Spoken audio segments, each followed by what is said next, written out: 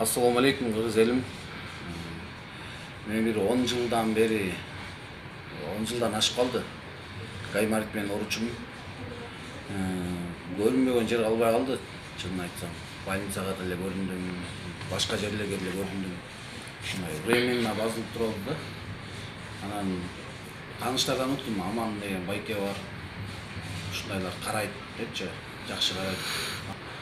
Аман байке барсам, Аман байке Гаймаритти карап меникин көрүп дары жасап берди. Өзүнүн дарыларын. Анан ал дарыны мага көрсөттү. Кандай кылып колдоносуң, кандай малда тамгызасың, бүт көрсөтүп берди мага. Ошо Аман байке айткандай мен ал дарыны колдондум. 2 жыл өттү колдонгондон бери ошо дарыланган.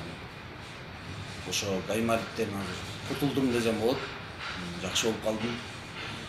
Аман байке бир эле Гаймаритти карабайт экен. Кан басымын карайт экен, кан азайып кеткен. Ашказанды карайт экен, зобду карайт экен. Көп эле нерселерди карайт экен, көп ооруларды. Ичкиликти, тамеки чегүүнү, ушулар насыбайды койгонду баарына жардам берет экен. Ошо Аман байкеге кааларым Аллах Таала узун өмүр берсин.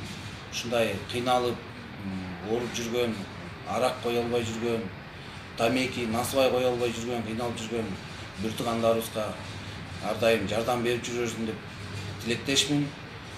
Ошо Аман байке, сизге чоң рахмат.